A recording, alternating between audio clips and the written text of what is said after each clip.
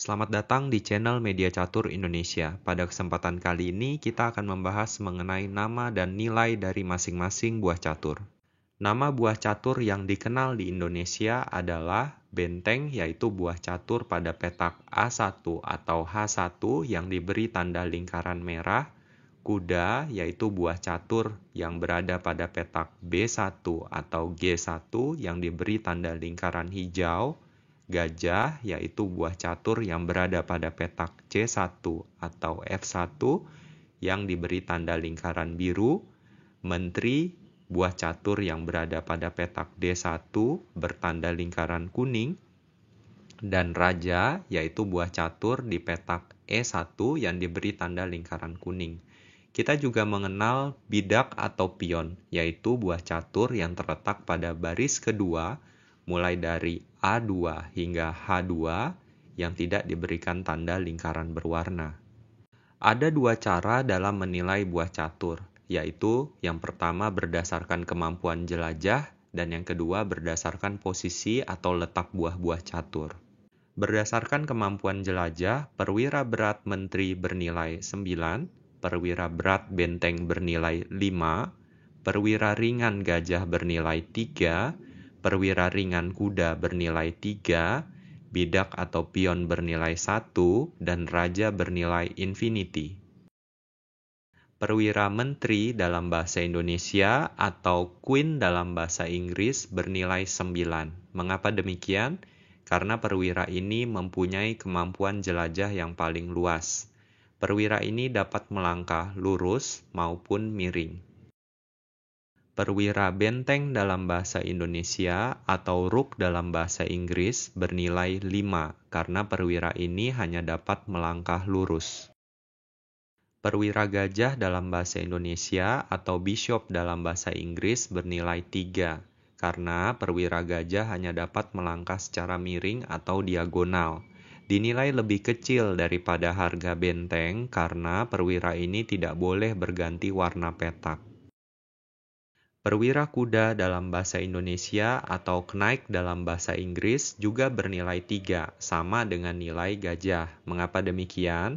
Karena perwira kuda ini meskipun merupakan perwira jarak dekat yang berjalan dengan aturan letter L, namun jika dibandingkan dengan gajah memiliki suatu keistimewaan, yaitu kuda ini dapat berganti-ganti warna petak. Pion dalam bahasa Indonesia atau pounds dalam bahasa Inggris itu bernilai 1. Mengapa demikian? Karena pion ini hanya dapat melangkah satu petak atau paling banyak 2 petak. Itu pun juga pada kesempatan pertamanya saja. Setelahnya pion kembali hanya melangkah satu petak saja. Pion arah makannya juga secara diagonal. Diagonal kiri atau diagonal kanan. Itu pun hanya satu petak saja.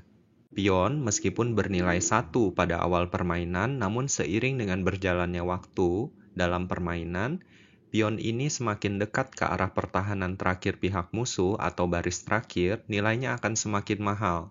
Karena kenapa? Jika pion ini berhasil menempati baris terakhir pertahanan pihak musuh, pion ini dapat menjadi perwira apapun kecuali raja. Raja dalam bahasa Indonesia atau king dalam bahasa Inggris itu bernilai infinity atau tak ternilai harganya. Mengapa demikian? Karena berapapun materi yang dimiliki, seandainya raja kita mengalami skakmat, maka permainan akan berakhir. Berdasarkan posisi, maka nilai buah itu dihitung berdasarkan tolak ukur aktivitas dan arah pergerakan buah catur. Contoh 1. Pada diagram berikut ini, kesempatan melangkah ada pada pihak putih. Kalau kita perhatikan, bagi kedua belah pihak, posisi materinya berimbang ya. Sama-sama nilai poinnya 3 untuk perwiranya. Hitam punya 3, putih juga punya 3. Perbedaannya di sini adalah kuda hitam itu langkahnya sudah dikuasai oleh bishop atau gajah pihak putih. Inilah kenapa pada posisi terbuka atau open, gajah itu lebih unggul daripada kuda secara posisional. Contoh 2. Pada diagram berikut ini, kesempatan melangkah ada pada pihak putih. Kalau kita perhatikan nilai materinya sama ya, baik untuk putih maupun juga untuk hitam. Perwira juga sama, bobotnya 3 berbanding 3. Namun kalau kita perhatikan struktur pionnya, ini adalah posisi tertutup. Pada posisi tertutup, keunggulan itu ada pada perwira kuda. Sehingga pada posisi ini lebih baik posisi perwira putih dibandingkan dengan perwira hitam, meskipun nilainya adalah 3:3. Pada diagram berikut ini, kesempatan melangkah ada pada pihak hitam.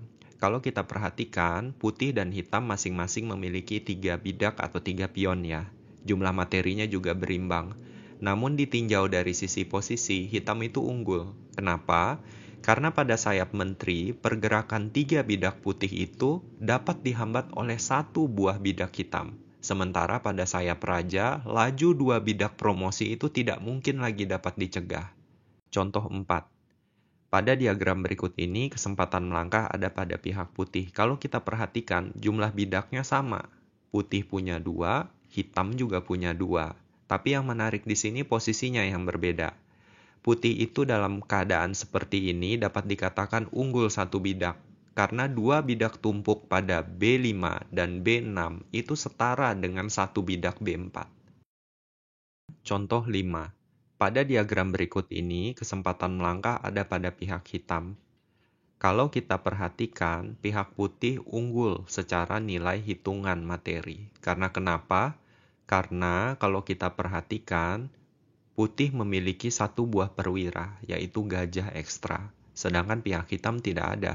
Namun gajah ini dinilai sebagai gajah yang buruk. Karena kenapa? Karena gajah ini terperangkap dalam posisi struktur pion.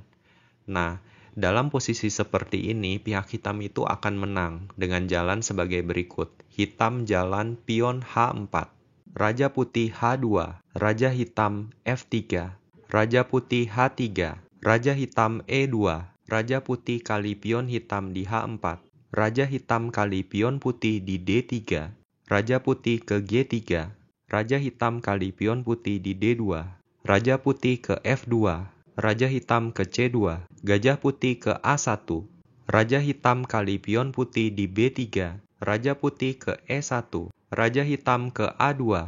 Mau tidak mau, pihak putih terpaksa melakukan langkah Gajah putih kali pion hitam di D4, pion hitam kali Gajah putih di D4.